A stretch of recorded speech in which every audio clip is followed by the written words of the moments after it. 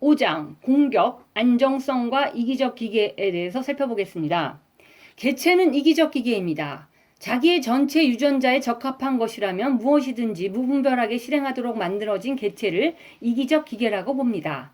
한 생존 기계의 입장에서 보면 자기의 아이 또는 가까운 인연의 개체가 아닌 다른 생존 기계는 바위나 냇물이나 한 조각의 먹이 같은 환경의 일부입니다. 그것은 방해물일 수도 있고 이용 대상들이기도 합니다. 그러나 반격의 성향이 있다는 점에서 바위나 냇물과는 다릅니다. 종은 다른 생존 기계에 여러 가지 방법으로 영향을 주고 있습니다. 그들은 포식자와 먹이 사이이기도 하고 기생자와 숙주 사이이기도 하고 어떤 부족한 자원을 가지고 싸우는 경쟁 상대이기도 합니다. 또는 벌이 꽃가루 운반자로 꽃에게 이용당하듯이 특수한 방법으로 이용되는 경우도 있습니다. 같은 종의 생존 기계끼리는 보다 직접적인 방법으로 서로의 생활에 영향을 끼칩니다. 개체군의 반수는 잠재적으로 짝짓기 상대가 될 수 있는 개체이고 잠재적으로 자기의 새끼들을 낳고 기르는 어미가 될 수 있는 개체이기 때문입니다. 또는 같은 종의 구성원이 서로 닮아서 같은 장소에서 같은 생활수단으로 유전자를 지키는 기계이므로 생활에 필요한 모든 자원을 둘러싼 직접적인 경쟁 상대입니다. 생존기계에게 가장 논리적인 방책은 자기의 경쟁자를 죽여서 가능하면 먹어버리는 것이라고 생각할지도 모릅니다. 하지만 동물들이 기회 있을 때마다 자기 종의 경쟁자를 죽이는데 전력을 다하지 않는 것은 왜일까요? 철저한 싸움꾼에게는 이익과 동시에 손실이 있습니다. 시간과 에너지의 손실만 있는 것은 아닙니다. B와 C는 모두 나의 경쟁자이고 내가 B를 죽이려고 하는 것은 당연하지만 한편으로 C 또한 나의 경쟁자이고 동시에 C와 B도 경쟁자입니다. 내가 B를 죽이면 잠재적으로 C의 경쟁자 하나를 제거해 이익을 주는 것이 될지 모르므로 B를 살려두는 편이 낫습니다. 그렇게 하면 그는 C와 다투거나 싸울 것이고 결국 나에게는 간접적으로 이익이 됩니다. 이처럼 함부로 경쟁자를 죽이려고 하는 것은 뚜렷한 이익이 없다는 것입니다. 크고 복잡한 경쟁 시스템 속에서는 눈앞의 경쟁자를 없앤다고 해서 반드시 좋은 결과만이 오는 것은 아닙니다. 싸울 것인가 싸우지 않을 것인가의 결단에 앞서 무의식적으로라도 복잡한 손익계산이 앞서야 한다는 것을 보여줍니다. 메이나드 스미스가 제창하고 있는 중요한 개념은 진화적으로 안정된 전략, ESS라고 불리는 것인데요. 전략이라는 것은 미리 만들어진 프로그램의 행동 방침입니다.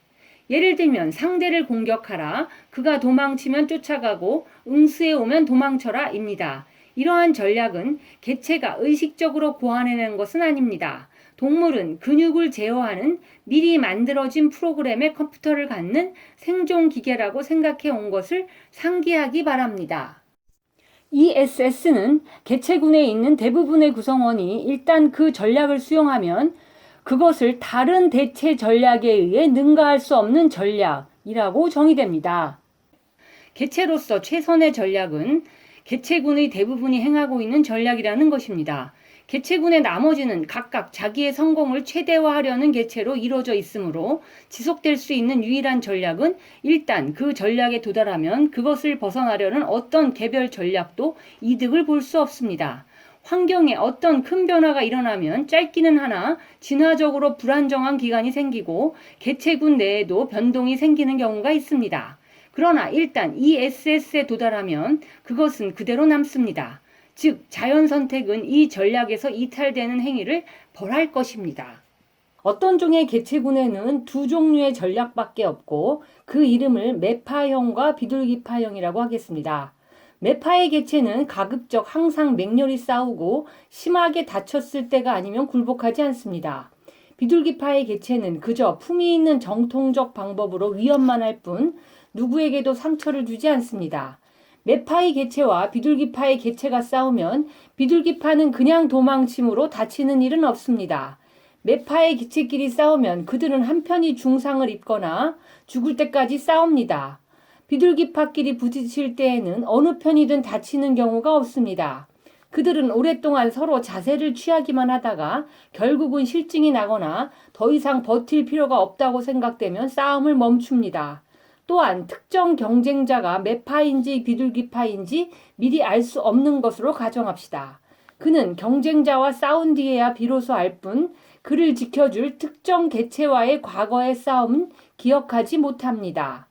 싸우는 양쪽에게 점수를 매깁시다. 승자에게는 50점, 패자에게는 0점, 중상자에게는 마이너스 100점, 장기전에 의한 시간 낭비에는 마이너스 10점을 줍니다. 높은 점수를 얻은 개체, 즉 높은 평균 득점을 받는 개체는 유전자 풀 속에 다수의 유전자를 남기는 개체입니다. 매파가 비둘기파와 싸울 때 상대를 이기거나 지는 것은 문제가 안 됩니다. 언제나 매파가 이깁니다. 우리가 알고 싶은 것은 매파형 전략과 비둘기파형 전략 중 어느 것이 진화적으로 안정된 전략, 즉 ESS인가 하는 것입니다. ESS인 쪽이 진화합니다. 전원이 비둘기파인 개체군이 있다고 합시다. 그들은 싸워도 다치지 않습니다. 어느 쪽이든 기가 죽으면 결판이 납니다. 비둘기파의 개체는 모두 다툼의 반은 이기고 반은 지는 것으로 기대할 수 있습니다. 따라서 평균 득점은 플러스 15점입니다. 그런데 이 개체군에 매파형의 돌연변이가 나타났다고 합시다. 매파는 비둘기파를 이기므로 매파의 유전자는 개체군 내에 급속히 퍼집니다.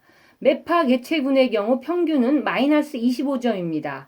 여기에 비둘기파가 나타나면 모든 싸움에서 패하지만 부상당하지는 않으므로 0점이 됩니다. 따라서 비둘기파의 유전자가 이 개체군 내에 급속히 퍼집니다. 이 이야기대로 된다면 개체군 내에 끊임없는 변동이 있는 것처럼 생각될 수 있습니다. 매파의 유전자는 압승하여 우세를 점하고 그 결과 대다수가 매파로 변하지만 오히려 비둘기파의 유전자는 그 수를 늘려갑니다. 하지만 비둘기파가 많아지면 다시 매파의 유전자가 성하기 시작합니다. 이런 방식으로 진행될 것 같지만 이와 같은 변동이 일어날 필요는 없습니다. 어디에나 매파와 비둘기파의 안정된 비율이 존재합니다. 매파 대 비둘기파의 비는 7대 5입니다. 매파와 비둘기파의 모델을 발전시킬 수 있는 하나의 방법은 전략을 추구하는 것입니다. 보복파 전략을 추구합니다.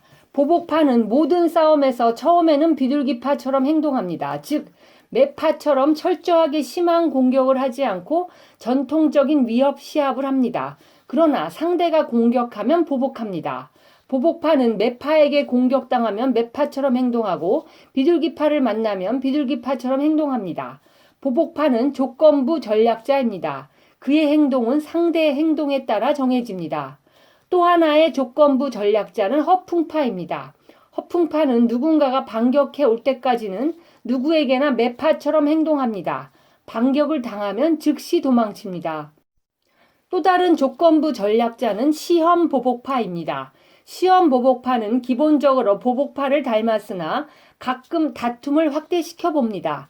상대가 반격하지 않으면 이때 매파형의 행동을 계속합니다.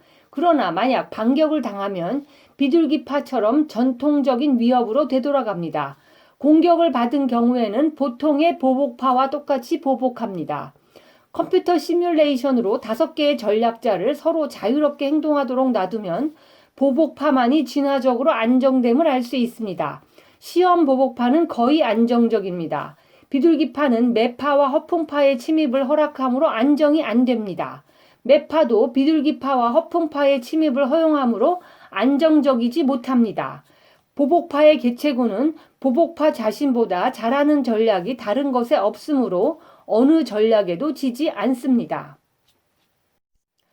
지구전은 위험한 싸움을 결코 하지 않는 종과 부상 같은 것은 있을 수도 없는 갑옷으로 덮인 종에서 볼 수 있습니다.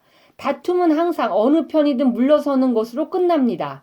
이기기 위해 해야 하는 것은 상대가 등을 돌릴 때까지 자기 진지에 버티고 서서 적을 노려보는 것입니다. 위협하기 위해 무한대의 시간을 쓸 정도로 여유 있는 동물은 없습니다. 지구전에서는 포기하려고 하는 눈치를 상대가 느끼지 않도록 하는 것이 무엇보다 중요합니다.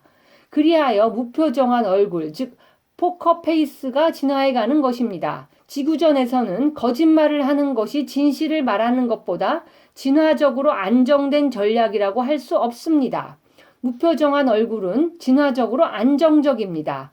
결국 항복한다 해도 그것은 돌발적이고 예측 불가능해야 합니다. 우리는 지금까지 두 개체의 다툼에 있어 대칭적 다툼만을 다루었습니다. 즉, 우리는 경쟁자끼리의 싸움에 있어 전략 이외의 모든 것은 똑같다고 가정했습니다. 이것은 모델을 만들기엔 편리한 가정이지만 현실적이지 않습니다. 그래서 비대칭적인 투쟁을 다루겠습니다. 비대칭적인 다툼에는 세 가지 주된 요인이 있습니다. 첫 번째는 몸의 크기라든가 전투 능력이 개체에 따라 다른 경우입니다. 두 번째는 승리로 얻을 수 있는 이익의 크기가 개체에 따라 다를 경우입니다. 세 번째는 이 설의 하나의 이상한 결론입니다. 즉, 완전히 임의적이고 관계가 없는 듯이 보이는 비대칭성이 ESS를 발생시킬 수 있다는 결론입니다. 그와 같은 비대칭성 덕택으로 다툼이 갑자기 수습될 수 있기 때문입니다. 가령 경쟁자의 한쪽이 다른 쪽보다 먼저 싸움터에 도착해 있을 경우가 있습니다. 그들을 각각 거주자와 침입자로 부를 수 있습니다. 만약 동물이 과거 싸움에 관해 기억하고 있다면 어떨까요? 귀뚜라미는 과거 싸움에 있었던 일에 대해 일반적 기억을 갖고 있습니다. 최근 많은 싸움에서 승리한 귀뚜라미는 매파적으로 됩니다. 반면 계속 지기만 한 귀뚜라미는 비둘기파적으로 됩니다. 이전에 맞부딪힌 일이 없는 한때의 닭을 서로 맞세워 놓으면 대부분은 계속해서 싸움을 합니다. 그러나 시간이 지나면 결국 싸움은 약해지는데 이와 같이 되는 이유는 서로 다른 개체에 대한 자기의 지위를 배우기 때문입니다.